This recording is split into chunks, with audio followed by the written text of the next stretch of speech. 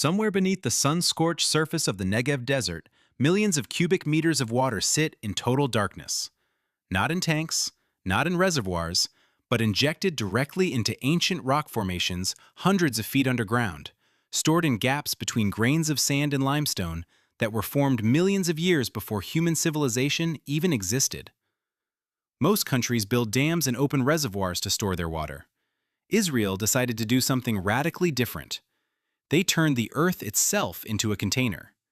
And what makes this even more extraordinary is that a significant portion of that water was, not long ago, flowing through the sewage pipes of Tel Aviv. This is not a theoretical experiment. It is the backbone of a national survival strategy in one of the driest inhabited regions on the planet. And almost no one outside the world of hydrology is talking about it. Israel exists in a state of permanent water crisis. It always has. Bordered by desert to the south, semi-arid terrain to the east, and contested water sources on nearly every frontier.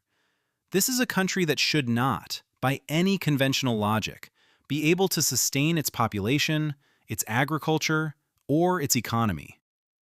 And yet, Israel today produces more water than it consumes. It exports water to its neighbors. It grows crops in the desert. And it does all of this while sitting on top of one of the most sophisticated and least understood underground water infrastructure networks ever engineered. This video is the story of how that system works, what it costs to build, why it almost failed more than once, and what it could mean for a planet that is running dangerously low on drinkable water. But it is also a story about risk, because storing water underground is not as simple as pumping it into the ground and hoping for the best. There are hidden dangers, unresolved controversies, and engineering problems that, if they go wrong, could contaminate water supplies for generations. If you enjoy massive engineering projects and future technology, subscribe to NextBreakdown, like the video, and comment where you think this is heading. To understand why Israel went underground, you first have to understand the water math that has haunted this country since its founding in 1948.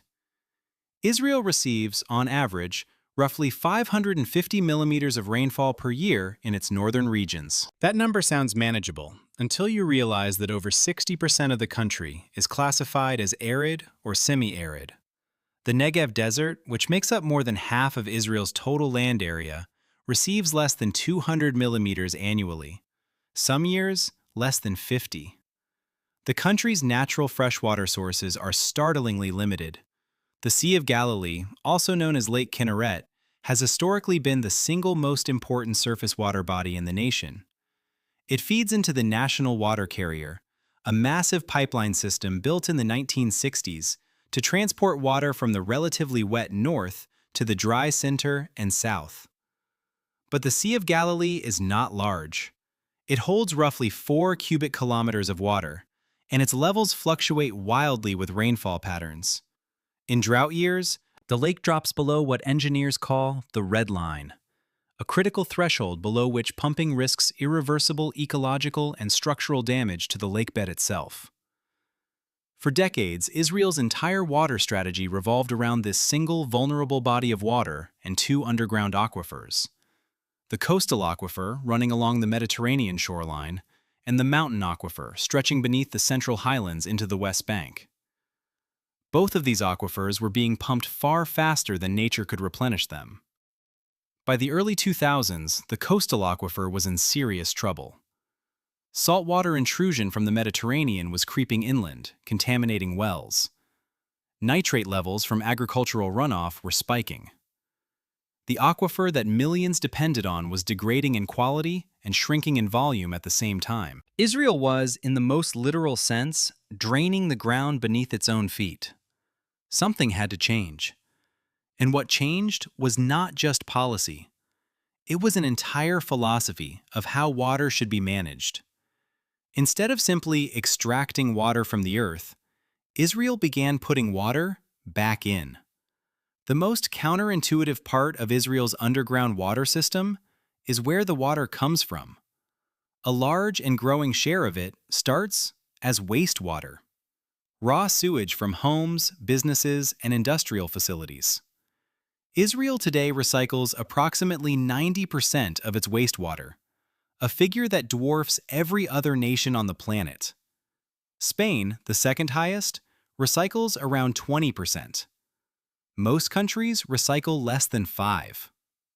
The crown jewel of this operation is the Shafdan Wastewater Treatment Plant, located just south of Tel Aviv. Shafdan processes roughly 140 million cubic meters of sewage per year, serving a metropolitan population of more than 2.5 million people.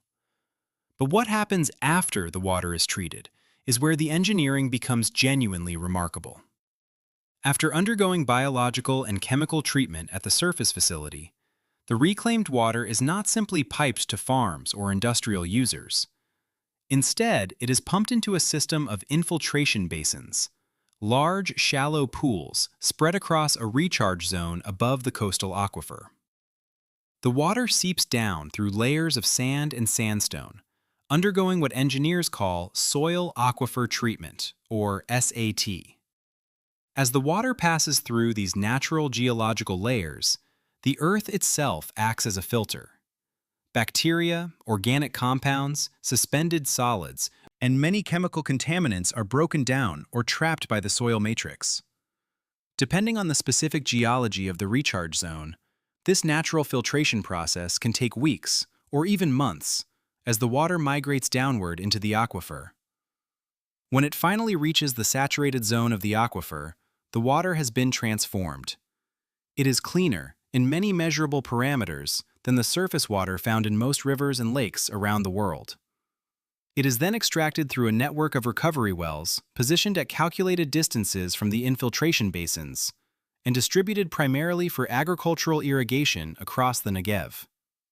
The elegance of this system lies in its dual function. It is simultaneously a treatment process and a storage mechanism. The aquifer is not just holding the water, it is purifying it further.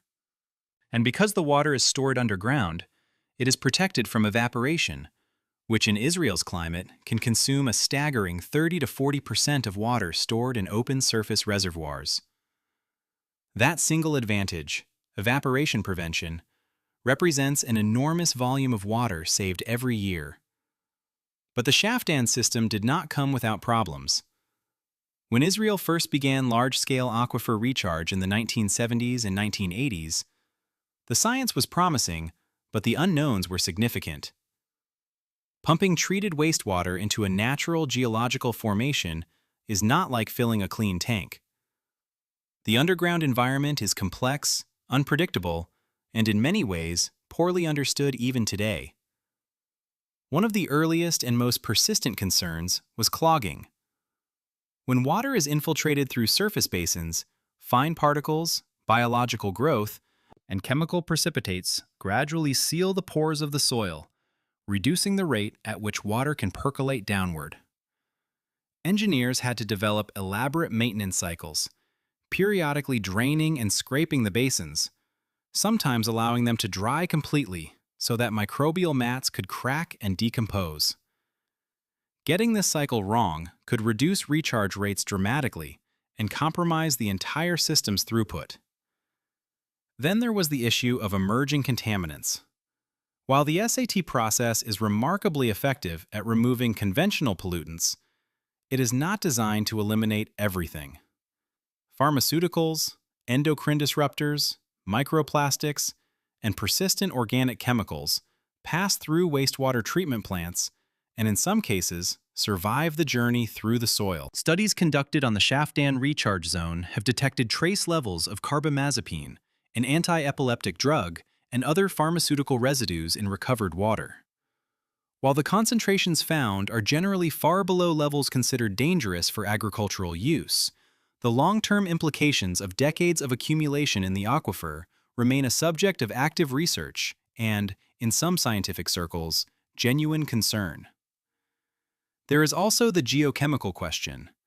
When you inject water into an aquifer, you are introducing a fluid with a different chemical composition than the native groundwater. This can trigger reactions with the minerals in the rock. In some cases, it can mobilize heavy metals like arsenic or manganese that were previously locked in stable geological formations. Managing the chemistry of the injected water to prevent these reactions is a continuous, highly technical process that requires constant monitoring and adjustment. Perhaps the most sobering risk, though, is irreversibility. If a contaminant enters an aquifer and spreads through the formation, cleaning it up is not like draining a tank. Aquifer remediation is extraordinarily difficult, slow, and expensive. In some cases, it is practically impossible. This means that every decision made about what water goes into the ground carries weight that extends far beyond the current generation. A mistake made today could affect water quality for decades or even centuries. If this surprised you, hit like, because the engineering only gets more complex from here. While wastewater recycling and aquifer recharge were transforming water management from the bottom up, another revolution was happening along the Mediterranean coast. Starting in the early 2000s, Israel embarked on one of the most ambitious desalination programs in the world. Today, 5 major reverse osmosis desalination plants line the Israeli coastline, collectively producing roughly 600 million cubic meters of fresh water annually. That is more than the Sea of Galilee ever provided in a good year.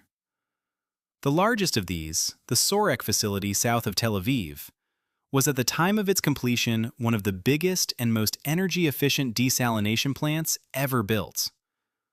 Sorek alone produces roughly 150 million cubic meters per year, enough to supply a significant fraction of the country's domestic needs. But desalination created a new problem that few outside the industry fully appreciate. Desalinated water is too clean. Reverse osmosis strips nearly everything from seawater. The product water is extremely soft, low in minerals, and slightly acidic. If pumped directly into the distribution system, it would corrode pipes and infrastructure. More critically, it lacks the mineral content, calcium, magnesium, bicarbonate, that stabilizes water chemistry in an aquifer system. This is where underground storage re-enters the picture in a completely new role. Israel began blending desalinated water with natural groundwater and recharged wastewater to achieve a balanced mineral profile before distribution. In some cases, desalinated water is itself injected into aquifers, where it mixes with native groundwater and naturally acquires mineral content through contact with rock formations. This process, known as managed aquifer recharge with desalinated water, serves multiple strategic purposes simultaneously. It replenishes aquifers that were overpumped for decades. It creates a strategic reserve that can be drawn upon during droughts or emergencies. And it stabilizes the chemistry of the water supply. The coastal aquifer, which was once in a state of near collapse, has begun to recover in certain zones, specifically because of this deliberate recharge strategy. Water levels in some monitoring wells have risen measurably for the first time in decades. But this recovery is uneven and fragile. Saltwater intrusion has not been fully reversed in all areas. Some contaminated zones may never fully recover, and the energy cost of desalination, while dropping, remains substantial. Some experts estimate that water-related energy consumption now accounts for a significant and growing share of Israel's total electricity use, raising questions about the long-term sustainability of a system that trades one scarce resource, water, for another, energy. Israel is betting that future advances in renewable energy, particularly solar, will resolve this tension. Whether that bet pays off remains to be seen. Water in the Middle East has never been just a resource. It is a strategic asset, a diplomatic tool, and, at times, a cause of conflict. Israel's underground water infrastructure exists within one of the most geopolitically sensitive hydrological environments on Earth. The mountain aquifer, one of Israel's most important groundwater sources, extends beneath both Israeli and Palestinian territory. Control over this aquifer has been a point of contention in every round of peace negotiations since the Oslo Accords. Palestinians argue that Israel extracts a disproportionate share of the aquifer's yield, limiting Palestinian access to their own groundwater resources. Israel counters that its managed recharge and conservation programs have prevented the aquifer from being depleted entirely, a fate that would harm both populations. The Jordan River, once a major regional water source, has been reduced to a fraction of its historical flow, largely due to upstream diversions by Israel, Jordan, and Syria. The Dead Sea, fed by the Jordan, is shrinking at an alarming rate, dropping roughly 1 meter per year. There have been proposals to build pipelines from the Red Sea or the Mediterranean to replenish it, but these projects face enormous engineering, environmental, and political obstacles. Israel's water surplus, achieved largely through desalination and recycling, has paradoxically become a diplomatic asset. Israel now sells desalinated water to Jordan under agreements that serve both humanitarian and strategic purposes. Water, in this context, functions as a form of soft power, a tool for building alliances and managing regional tensions. But critics argue that this dynamic creates a dependency relationship. If Israel controls the technology, the infrastructure, and the supply, neighboring states become reliant on Israeli goodwill for a resource that is fundamental to human survival. Some analysts see this as a stabilizing force. Others see it as a vulnerability waiting to be exploited. The underground storage component adds another layer of complexity. Strategic water reserves stored in aquifers are, by their nature, invisible. Unlike a surface reservoir, which can be observed by satellites and estimated by analysts, underground reserves are difficult to quantify precisely from the outside. This opacity gives Israel a strategic advantage in negotiations and contingency planning. In a worst-case scenario, a prolonged drought, a military conflict that disrupts desalination plants, a cyber attack on water infrastructure, the underground reserves provide a buffer. How large that buffer is and how long it could sustain the population is information that is closely guarded. Some defense analysts believe that Israel's aquifer recharge program is, at least in part, a national security strategy disguised as environmental management. Comment below if you think underground water reserves could become as strategically important as oil reserves in the coming decades. Israel's success has not gone unnoticed. Water-stressed nations across the globe are studying Israel's model, and in many cases, actively trying to replicate it. Australia, which faced a catastrophic drought in the 2000s, known as the Millennium Drought, has implemented managed aquifer recharge systems in several states, drawing directly on Israeli expertise. California, facing its own recurring water crises, has been exploring large-scale aquifer storage and recovery projects in the Central Valley and the Los Angeles Basin. Singapore, another small nation with extreme water scarcity, has adopted aggressive water recycling programs, modeled in part on the Israeli approach. India, where groundwater depletion is reaching catastrophic levels in states like Punjab and Rajasthan, has expressed interest in Israeli recharge technology.